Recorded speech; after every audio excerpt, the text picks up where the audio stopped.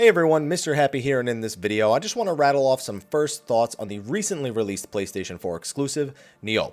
Originally slated as a PlayStation 3 exclusive back in 2004, the game was finally completed just today in February of 2017 after 3 years of continuous development after a 10-year hiatus. Thank you Team Ninja for getting it out because you guys did a phenomenal job.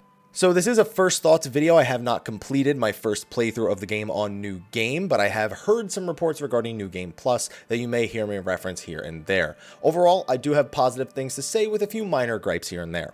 So first of all, when people take a look at NioH, the first thing they think is Dark Souls. It's even gotten the nickname Samurai Souls by a lot of hardcore Souls and Bloodborne players. Although realistically to me, it seems like a clash between Onimusha and Dark Souls, and it definitely takes the best of both worlds when it comes to the table with those things. A lot of familiar systems, such as a combat system that is very combo-based and about opening up weaknesses and being a little bit patient, although it definitely leans towards the Bloodborne side of things where you definitely want to be on the offense pretty frequently. Multiple weapons, builds, stamina, health, all kinds of things you're definitely going to be used to seeing in any sort of Souls game that you've played prior. That being said, it does take a different approach to a lot of its design decisions. For example, a lot of these characters are based on real characters, so somewhat you can understand the story before you even start playing. On top of that, it has more dedicated cutscenes and voice acting to try and guide you through the story, and it's less about mysterious dark secrets like the Souls series. At times, this seems a little underwhelming, as I don't find the voice acting to be particularly convincing in this game. It does do a mix of English and Japanese, so even if you have one audio version on, it's going to stick to that dual audio setup because it's trying to be authentic. People in Japan speak Japanese, so the main character, being from London, does not. So you're going to hear a mix of both of those languages quite frequently.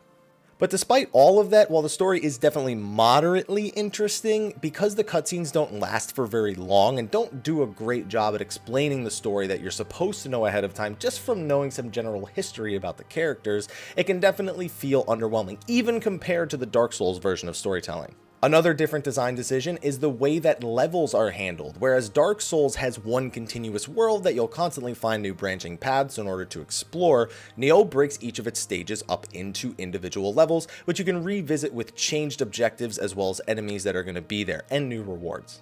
This seems to make it slightly more approachable, as you'll always have a general direction of where you're going and where you've been, so it doesn't become a game of cat and mouse where you're constantly going in circles trying to figure out where you're supposed to go next. On the downside, it definitely leaves a lot to be desired in the form of world building. You'll see the same location several times just because you had to go back and do a higher level mission that was unlocked later. Overall though, each of the levels brings its own unique challenges and boss fights into the game, and that is something that the game does very, very well. Enemy types range from low-classing Oni or yokai to humans that have different sorts of armor and skill sets to some large bosses that have some very unique mechanics.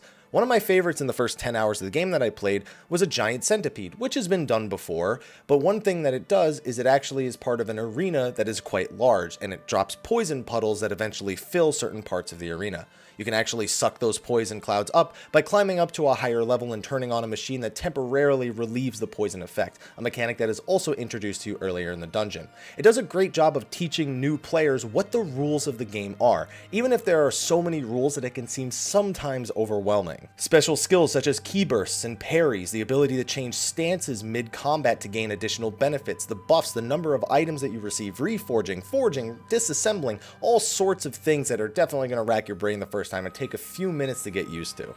But what all these positives and negatives boil down to is a fast-paced, Souls-like, Onimusha-like game that has some of the greatest controls that I've seen in a series like this. Team Ninja definitely was showing their stuff when they gave us these hyper-responsive controls. Personally, I feel the first 10 hours of NioH way easier than any of the first 10 hours I've had in any of the Souls games or Bloodborne. But it's not because the game isn't hard, it's because the game is so responsive that as a seasoned Souls veteran, I'm able to take control of my character in ways I've never really been able to before in games like this. It's super satisfying to learn how to do all the little tricks and to master the combat system in such a way that even the biggest of enemies have a set strategy that you can take on after encountering them a few times. Now that's not to say the game doesn't start scaling up in difficulty the later you get. In the final few hours of my 10-hour play session, there were definitely enemies that I didn't really have a solid strategy for yet, and they were getting increasingly challenging, including rematches against boss fights I had already fought that were far more challenging than any of the boss fights I had fought prior.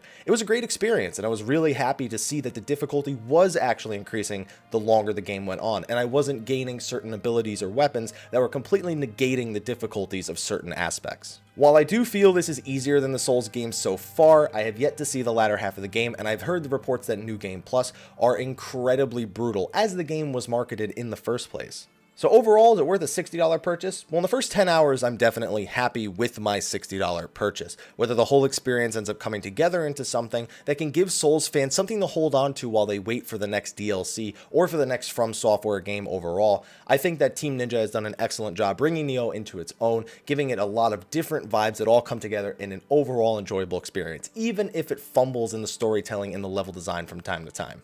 But anyway, those are just some first impression thoughts. Don't want to make the video too long, so let me know what you've thought of Nioh so far. How far you've made it, what kind of experiences you're having in the later half of the game, so people who want something a little bit more in-depth than a first impressions video can get that by reading the comment section of the video below. Be sure to like, favorite, subscribe, and share, and stay tuned for more Nioh videos. I'm looking forward to actually releasing quite a few things regarding this. Thank you for watching, and until next time, take care.